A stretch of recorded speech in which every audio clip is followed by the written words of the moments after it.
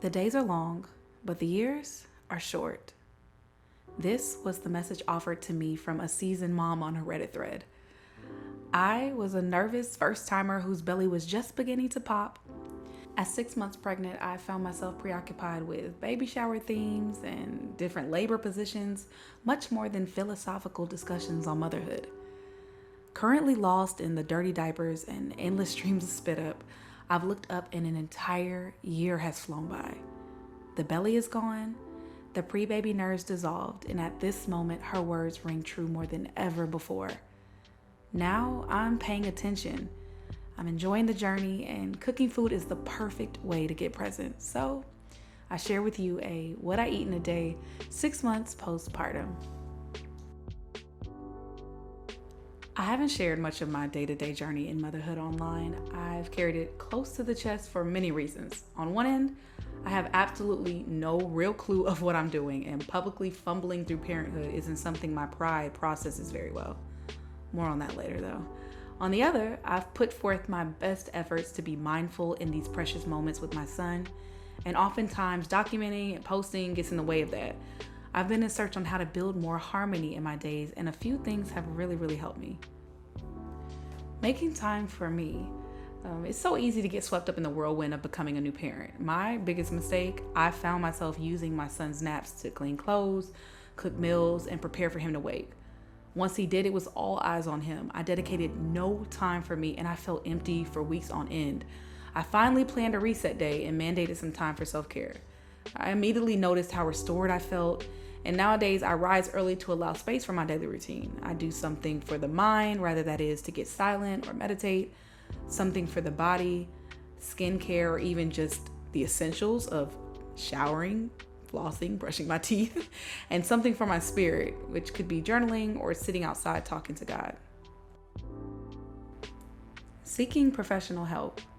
So about those long days, therapy has been a soft spot to land all of my heavy thoughts that swirl around in my head in the midst of all of this. I've experienced postpartum depression, and my therapist has equipped me with tools to navigate it. One in particular is cognitive reframing. It's about shifting your mindset to a slightly different perspective. I practice this by assigning new language to my experiences. For example, for an identity crisis, she offered me a season of reflection, and I really like that one. And even a gentler approach to my pride. She reminded me that my pride was only there to protect who I believe I am. And I have to remind it every now and then that I'm safe and I don't need it to work for me in this moment. And when it shows up anyway, I thank it, I give love to it, and then I let it go. And those practices have really helped to ground me when the motherhood thing just knocks me off my back, okay?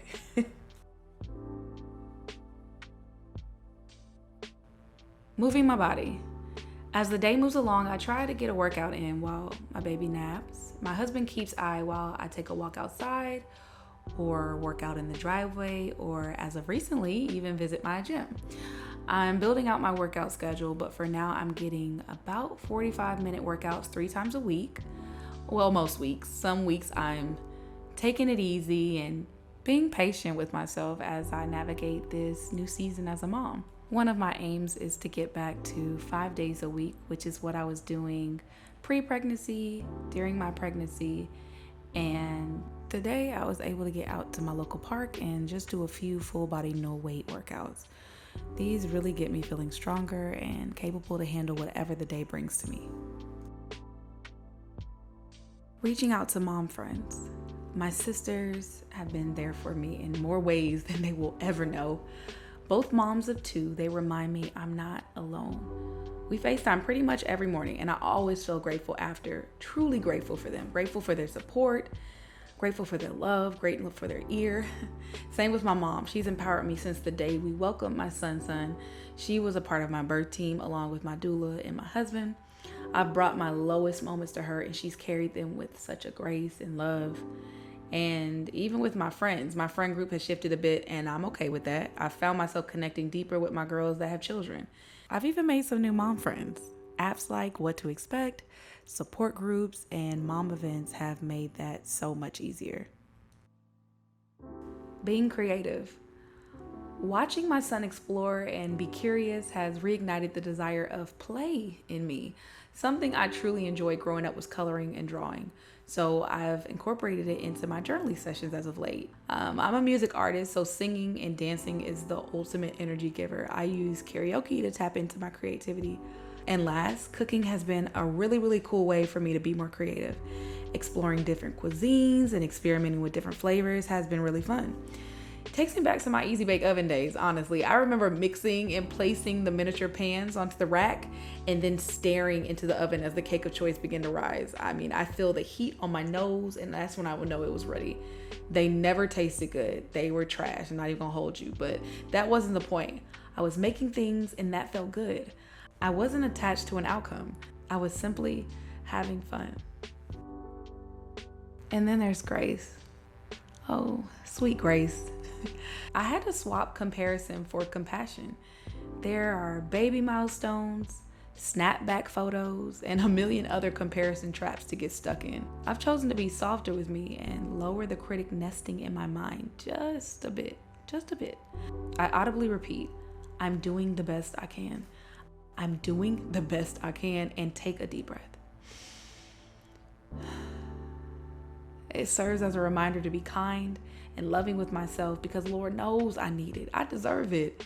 And so do you. So when I'm experiencing these moments that say, hey, you're not doing enough, you aren't enough, you won't ever be enough, I smile, I pause, and I just say, I'm doing enough, I am enough, and I will always be enough.